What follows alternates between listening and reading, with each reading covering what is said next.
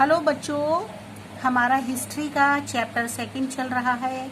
इसी में जो पार्ट रह गया है उसी को हम आज आपके साथ डिस्कस करेंगे, एक्सप्लेन करेंगे।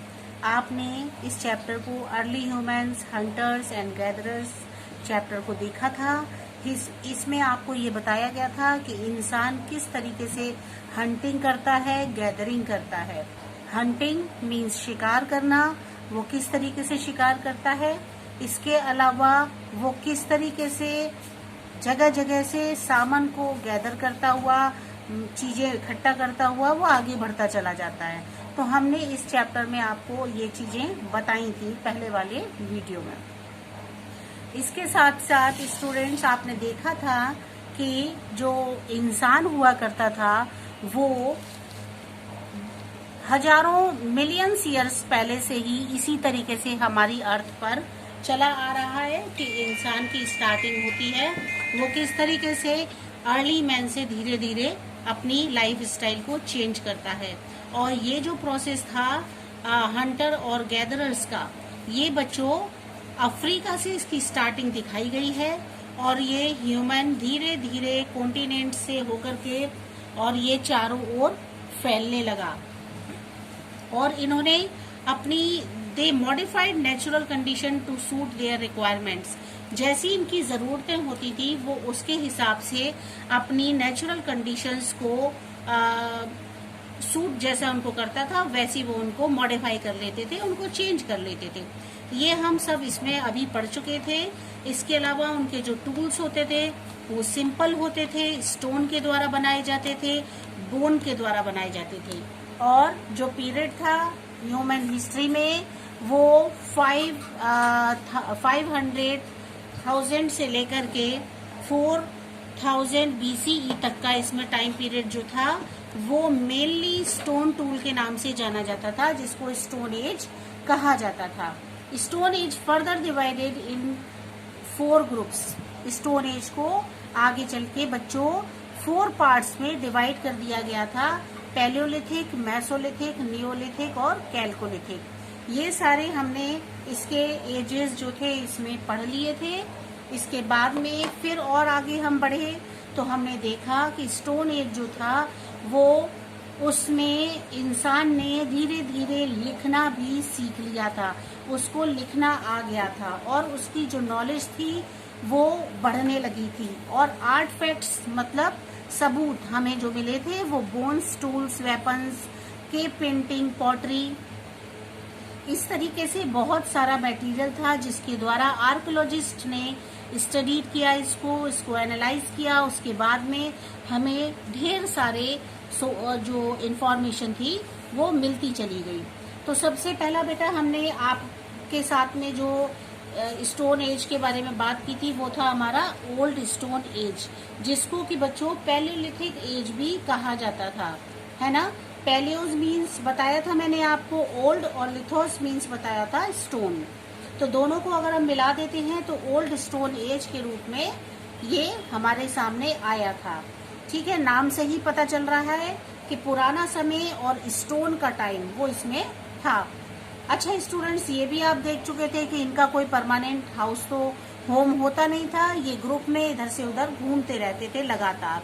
और इसके बाद जो इनको हंटिंग करते थे, उसके बाद जो इनको मीट मिलता था वही इनकी डाइट होती थी, वही ये खाया करते थे। और वेजिटेबल्स, फ्रूट्स भी अगर इनको अवेलेबल हो जाते थे तो वो भी ये खा लेते थे।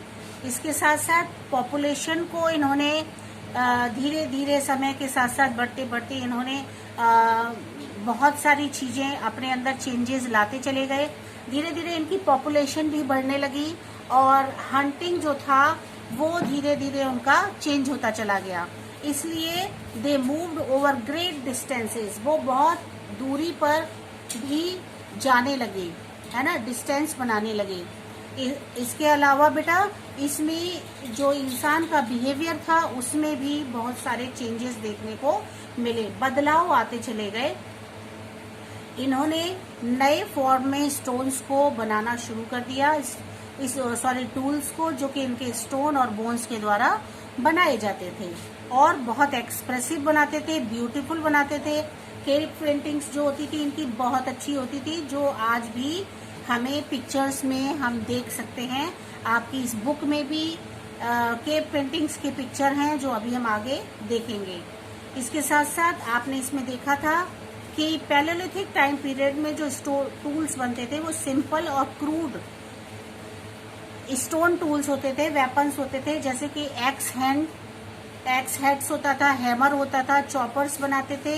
ये इस तरीके से बहुत सारे इन्होंने टूल्स आगे चल के बनाते चले गए। फिर टर्न करेंगे आप अपना पेज तो उसमें देखेंगे सोर्सेज ऑफ हिस्ट्री। आप एक कॉलम बना हुआ है जिसमें दिखाया है स्टोन एज फ्लिंट पॉइंट्स, किस तरीके से उन्होंने स्टोन्स के औजार जो बनाए वो नुकीले देखने को मिले।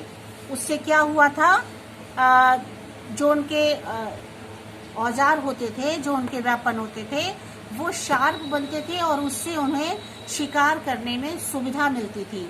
इस तरीके से वो आगे बढ़ते चले गए और उनके लाइफ स्टाइल में बहुत सारे चेंजेस देखने को मिले। फिर देखो इन्होंने क्या किया, ये क्या करते थे, जो क्लोथ्स होते थे, कपड़े होते थे, ये ज्यादातर बार्क लीव्स जो होती थी या फिर एनिमल्स की स्किन के क्लोथ्स बना करके पहना करते थे। इसके अलावा कहीं पर भी रॉक शेल्टर मिल जाए इन्हें या फिर किसी पेड़ के नीचे शेल्टर मिल जाती थी, तो इस तरीके से ये अपने लिए व्यवस्था बना लेते थे स्टूडेंट्स। अच्छा, आर्ट देखिए, आप देख रहे हैं ना, एक लॉयन लेडी इसमें बनाई है, पिक्चर में आपको दिख रहा होगा, वो भी इनके आर्ट का एक सबूत है जो हमें अलग अलग वैरायटीज में इनके पेंटिंग्स के बारे में बताते हैं कि वो किस तरीके से पेंटिंग्स बनाया करते थे। फिर बच्चों हमने इसमें बात की थी डिस्कवरी ऑफ फायर की, है ना, बहुत इम्पोर्टेंट डिस्कवरी थी ये फायर की, जो इसी टाइम पीरियड में हुई थी, आपको पता है, मैं बता चुकी हूँ। फिर इन्वेंशन ऑफ व्हील था, जो कि इन्होंने अपना उस समय में किस तरह से इन्वेंशन किया था। इसके साथ में आप देखो पैलेलिथिक जो साइट्स हुआ करती थी भारत में, इंडिया में, वो कहाँ थी, वो इसमें आपको देखना जरूरी है, क्योंकि इससे रिलेटेड आप क्वेश्चंस भी बना सकते हो और ध्यान से इसको समझ सकते हो। पैलेलिथिक साइट्स इंडिया में जो है वो है एटरेमपक्कम जगह है तमिलनाडु में, हुंसगी कर्नाटका में, भीमबेटका और बाघोर जो मध्य प्रदेश में जगह है, यहाँ पर पहले पैलेलिथिक साइट हुआ करती थी। ठीक है, तो बस इतना ही है। इसमें आपका ये मैप दिया हुआ है, इसमें आप देख सकते हो इन जगह को कि कहाँ पर आपकी ये जगह इंडिया में आती है। हुंसगी देखो ये है हमारा, और इसके अलावा अट्रिकपक्कम ये जगह है, यहाँ आप देख रहे होंगे। मध्य प्रदेश में आप देखेंगे जो आपको भीमबेटका एक ये है जगह जो मध्य प्रदेश में है, बाघोर ये भी इसी के आसपास यहीं कहीं पर है, आप देखेंगे ये रहा बाघोर, है ना। इस तरीके से ये सारी जगह पैलेलिथिक साइट्स मानी जाती हैं। अब इसके बाद पैलेलिथिक पीरियड के बाद में आपका मिडिल स्टोन एज आता है। मिडिल मतलब मध्यकालीन युग, है ना। मेसोलिथिक और मिडिल स्टोन एज, आप इसे या तो मेसोलिथिक कह सकते हो या फिर आप इसे क्या कह सकते हो, मिडिल स्टोन एज भी आप इसे कह सकते हो। इस तरीके से एजेस हैं इसमें। आप देखो जो पैलेलिथिक और नियोलिथिक एज के बीच का टाइम पीरियड है, मतलब मिडिल स्टोन एज के बाद आपका नियोलिथिक एज आता है, तो नियोलिथिक और आपका मेसोलिथिक एज के बीच का जो टाइम पीरियड है वो आपका कहलाता है मेसोलिथिक एज। इसमें देखिए ये जो पीरियड है वो हमारा 10,000 से लेकर के 8,000 BCE तक इसका टाइम माना गया है। और जो मेसोलिथिक साइट्स हैं इंडिया में वो लोकेट हो रही हैं राजस्थान में, साउदर्न उत्तर प्रदेश में। इसके अलावा ये इंडिया में आपकी 2 जगह बताई गई हैं, उत्तर प्रदेश भी है इसमें, आंध्र प्रदेश, मध्य प्रदेश, कर्नाटका, बागोर, राजस्थान में जो जगह है ये मेसोलिथिक साइट्स हैं। जैसे आपको इसमें पैलेलिथिक साइट्स बताई गई थी, आपने देखा था अभी, ये हैं साइट्स, है ना, हमने इसमें भी देखा था, इसी तरह से इसमें साइट्स बताई गई हैं। You have already read about Bhimbetka, आप भीमबेटका के बारे में पढ़ चुके थे। Where people continue to live in mesolithic period, जहाँ की मेसोलिथिक टाइम पीरियड का इंसान लगातार इसमें रहा था।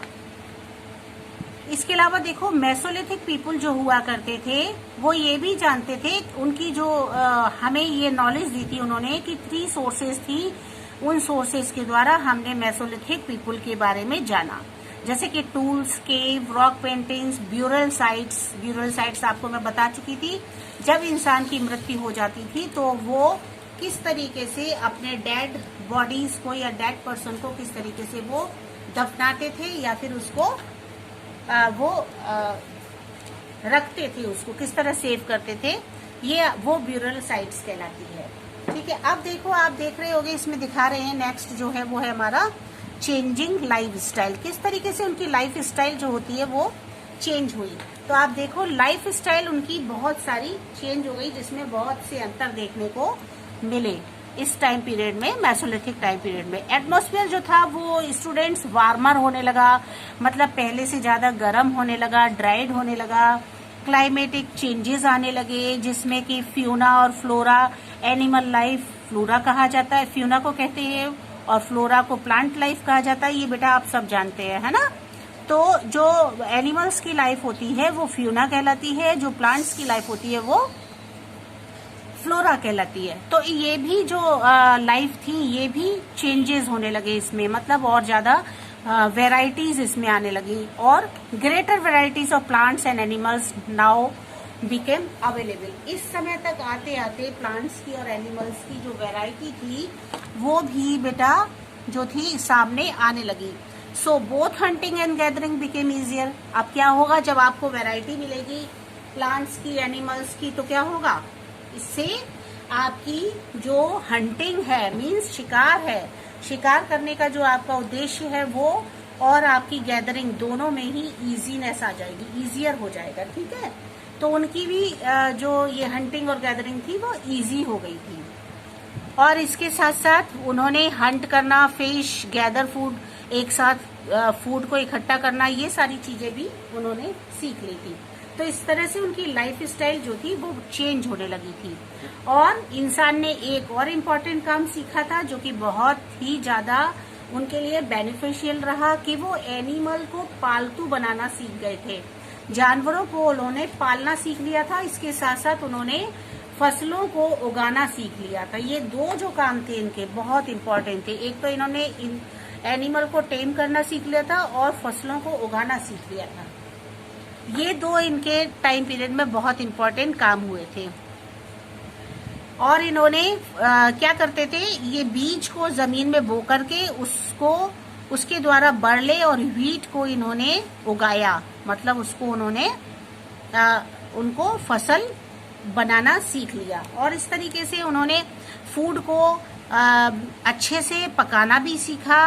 और धीरे धीरे कुछ लोग इसमें ऐसे थे, इनको काफी सफलताएं मिली, कुछ चीज में, कुछ में असफलताएं मिली। इस तरह से इनके लाइफ स्टाइल चेंज होती चली गई।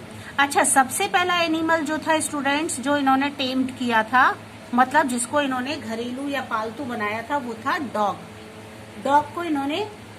डॉग सबसे पहला एनिमल था जो इनका पालतू एनिमल बना। और उन्होंने ये भी देखा कि डॉग बड़ा वफादार एनिमल होता है और ये गार्डिंग भी बहुत अच्छी कर सकता है। तो वो अपनी सुरक्षा के लिए भी इसको रखते थे। केव्स के आसपास जब डॉग होता था तो ये अपने आप को सुरक्षित महसूस करते थे। रॉक शेल्टर्स में वो अंदर रहा करते थे और डॉग जो होता था वो उनकी रखवाली करता था।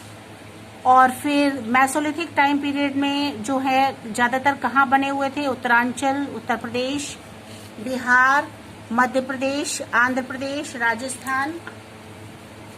इसके अलावा ये सारी वो जगह हैं जहां पर कि हमारा ये मेसोलिथिक पीरियड दिखाया गया है।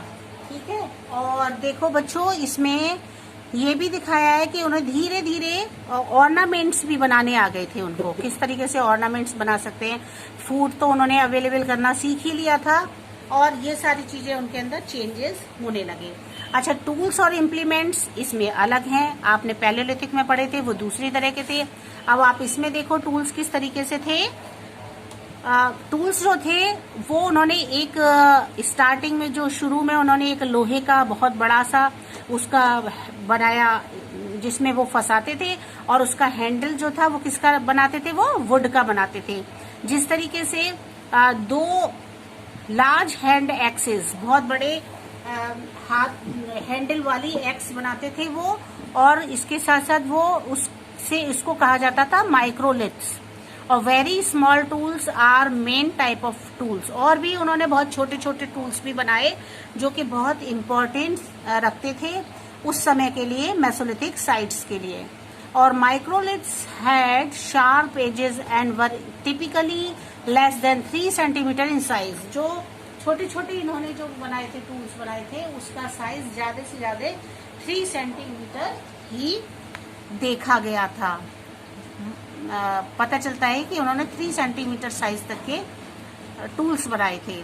और इसके बाद में क्या हुआ था, एरोज और स्पीयर्स भी उन्होंने बनाना सीख लिया था। और टूल्स जो थे धीरे धीरे समय के साथ साथ उसमें बहुत सारे उन्होंने बदलाव भी लाए। और उन्होंने एनिमल का हॉर्न होता है, मीन्स सींग, उससे भी उन्होंने टूल्स को बनाना सीख लिया। और फिर क्या हुआ, उससे जो टूल्स बनते थे वो लाइट वेट में हो गए और तुरंत ही वो क्विकर मूवमेंट देते थे, मतलब बहुत जल्दी उनका उससे जो काम करना चाहते थे वो इजीली हो जाता था। हंटिंग और ज्यादा इजी होती चली गई थी।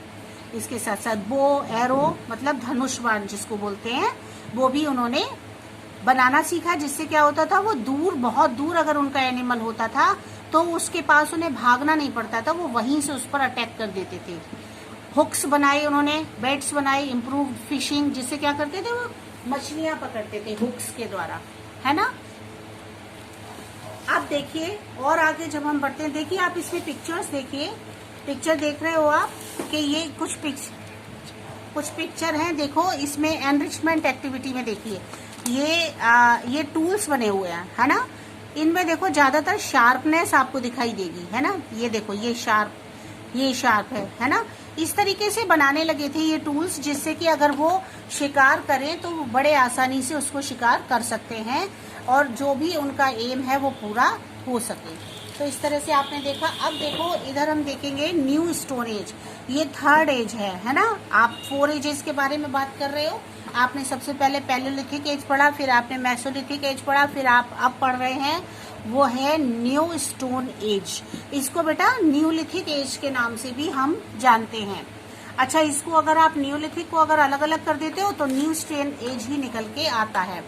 देखो इसको अगर आप अलग करोगे तो क्या होगा, news and lithic. News means new, नया, और लिथिक मीन्स होता है क्या, स्टोन। ठीक है, तो इन दोनों को अगर हम मिला दें तो बन जाता है हमारा न्यू स्टोन एज, मतलब मेसोलिथिक के बाद का टाइम पीरियड। उसमें जो कुछ हुआ उससे ज्यादा और न्यू इसमें हो गया, है ना। Extremely important period in Indian history, ये बहुत ज्यादा इम्पोर्टेंट, आवश्यक था हमारी इंडियन हिस्ट्री में। सोसाइटी जो थी बहुत चेंज होने लगी थी, इसमें वाइटल डिस्कवरीज, इन्वेंशंस भी हुए, इसके साथ साथ ग्रेट चेंजेस आई ह्यूमन बींग्स में, और ह्यूमन जो थे वो इवॉल्व होने लगे हंटर्स और गैदरर्स से। इसके अलावा उन्होंने हंटिंग और गैदरिंग के अलावा और भी सीख लिया, जो था उनका फार्मर्स बन गए, वो हर्डर्स बन गए, मेहनत करके वो बहुत सारा अच्छा काम करने लगे। इसके अलावा बेटा आप अगर न्यूलिथिक एज के बारे में और भी जानोगे तो वो आपकी अगले नेक्स्ट चैप्टर जो 3rd चैप्टर है उसमें इसके बारे में बहुत कुछ दिया हुआ है। हम डिटेल में इसके न्यूलिथिक एज के बारे में उसमें भी पढ़ेंगे। लास्ट है आपका स्टूडेंट्स, वो है कैल्कोलिथिक एज। कैल्कोलिथिक को अगर बेटा अलग अलग करते हो तो कैल्कोस मीन्स कॉपर, लिथोस मीन्स स्टोन। ठीक है, कॉपर के द्वारा बने हुए कैल्कोलिथिक एज हो गया आपका, जो कि मेटल से बनता था। कॉपर क्या है, मेटल होता है ना। मेटल और स्टोन दोनों को मिला करके उन्होंने टूल्स को बनाना सीख लिया था। इससे बहुत सारे इम्प्लीमेंट्स आए।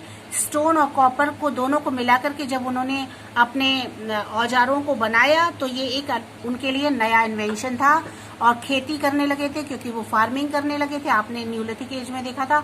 तो जब वो फार्मिंग करने लगे थे, फार्मर्स बन गए थे, तो उनको प्लाव करना पड़ता था, और इसके साथ साथ कार्ट चलाते थे वो, सेल बोट भी थी उनके पास। इन सब को करने के लिए उन्हें कॉपर और स्टोन दोनों से मिक्स करके उन्हें औजारों का यूज करना पड़ता था और उन्हें बहुत अच्छे से ये चीज अवेलेबल हो गई थी। और इसके साथ साथ देखिए उन्होंने मिक्स्ड मेटल का भी यूज करना सीख लिया था अपने टूल्स में, जिससे क्या हुआ जब उन्होंने मेटल को उसके साथ मिक्स किया स्टोन के साथ, तो उनकी जो वो थे उनके टूल्स थे वो और ज्यादा स्ट्रॉन्गर हो गए और वेपन बहुत ज्यादा शार्प हो गए और ज्यादा अच्छे हो गए, जिससे कि वो उससे अच्छे से और ज्यादा शिकार कर सके और देखिए और भी काम कर सके, जैसे कि उनका फार्मर का काम हुआ करता था वो सारे। अब देखिए इसमें एक केस स्टडी दी है बेटा, वो है आपकी stone age settlements in the Deccan, a case study of Hunsgi. ये हुंसकी एक जगह है जहां पर कि हमारा इसका सबूत मिलता है कि हमारा किस तरीके से ये लोग की लाइफ हुआ करती थी। तो इसमें देखो early Hunter gatherers avoided area of heavy rainfall. जो हंटर और गैदरर्स हुआ करते थे ना, वो लोग क्या करते थे, अवॉइड करते थे जहां बहुत ज्यादा बारिश होती थी या डेंस वेजिटेशन, मतलब बहुत ज्यादा बारिश होने की वजह से वहां बहुत हरियाली भी होती थी, तो ऐसे एरिया को वो अवॉइड करते थे। They preferred the semi humid regions. वो क्या करते थे, वो उस जगह को प्रीफर करते थे, वहां पर रहना पसंद करते थे जो कि सेमी ह्यूमिड, मतलब रेन का भी एटमोस्फियर हो, ह्यूमिडिटी भी हो इसके साथ साथ, तो ऐसी जगह पर वो रहना पसंद करते थे। The Deccan and open Woodland rich in plants and animals food sources. और उनके जो था उसमें धीरे धीरे प्लांट्स और एनिमल फूड सोर्सेज जो थे वो और ज्यादा बढ़ने लगे। और they also needed easy access right of stones. और उन्होंने अपनी आवश्यकताओं को और ज्यादा पूरा करने के लिए, उनको इजी बनाने के लिए स्टोन्स का और अच्छे से यूज करना सीख लिया था। वो आगे धीरे धीरे इम्प्रूवमेंट्स करते चले गए। रॉक शेल्टर्स उन्होंने बहुत अच्छे बनाए, जो हमारा भीमबेटका में इसका एग्जाम्पल देखने को मिलता है।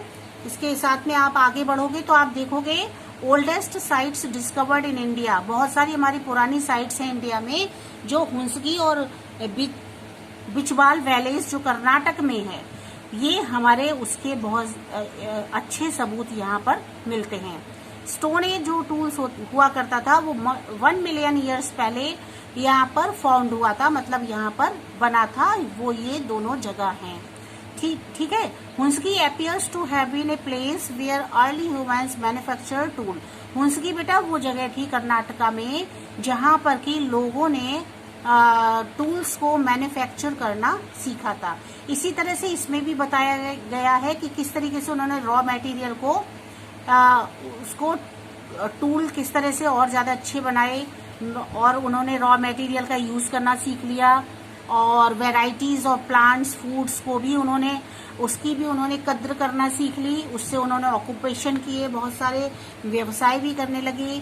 इसके आगे बढ़ोगे तो देखोगे आप कि chopping tools, Freud's, head x, कहने का मतलब ये है कि बहुत सारे इनके अंदर इम्प्लीमेंट्स आते चले गए। इन्होंने लाइमस्टोन, ग्रेनाइट, इसको भी बनाया था। और इसके साथ साथ वैरायटी ऑफ फंक्शंस, हंटिंग की वैरायटी को, किलिंग, स्किनिंग एनिमल्स की जो तरीका था उसको भी उन्होंने बहुत सारे चेंजेस उसमें धीरे धीरे लाते चले गए। तो बेटा ये हमारा इसमें वही है जो हम अपने चैप्टर के अंदर देख चुके हैं। तो इस तरह से आपका ये वाला चैप्टर जो है वो अब लगभग फिनिश ही हो चुका है। सोर्सेज ऑफ हिस्ट्री, आप देखो रॉक पेंटिंग्स की इसमें सोर्सेज दिखाई गई है। ये देखो ये रॉक पेंटिंग है एट लेस्कस फ्रांस में एक जगह है, वहां की है ये। और ये रॉक पेंटिंग है बिहार की कैमूर। ये जो आदिवासी होते थे, पुराने जो लोग होते थे, स्टोन टूल्स वाले, स्टोन के समय के लोग जो हुआ करते स्टोन टूल्स वाले, वो इस तरीके की पेंटिंग्स बनाया करते थे, है ना। ये वो है जो हमें पता चलता है कि किस तरीके से लोग उस समय के पेंटिंग्स बनाते थे, रॉक पेंटिंग्स बनाते थे, वो यही होते थे जो इसमें आपको पिक्चर्स दिए हुए हैं। तो स्टूडेंट्स इस तरीके से ये हमारा चैप्टर फिनिश हो चुका है लगभग। अब आप देखोगे कि इसमें ये जो एक्सरसाइज दी हुई है बच्चों, ये आपकी एक्सरसाइज जो है ये मैं आपको पीडीएफ के द्वारा आपको सेंड कर दूंगी। आप इसे कंप्लीट कर लेंगे। और आपका क्या काम है, मेरा काम है आपको पीडीएफ देना, आपका है इनमें से क्वेश्चंस फाइंड आउट करना। ठीक है। आप क्वेश्चन फाइंड आउट करेंगे बहुत इजीली, बहुत अच्छे से उनको लिखेंगे। उसके बाद जब मैं आपसे पूछूंगी तब आप मुझे क्वेश्चन बताएंगे और उन क्वेश्चंस को आप मुझसे चेक कराओगे जब मैं आपसे नोटबुक लेने वाली हूँ। ठीक है, तो बच्चों बस ये आपका चैप्टर फिनिश हो गया है। आप सभी मुझे अपनी अटेंडेंस दे दें और इसके अलावा आप लोग मुझे अपना 100% देंगे अपनी पढ़ाई में और आप इसके साथ साथ अच्छे से घर पर रहोगे। Okay students, bye bye.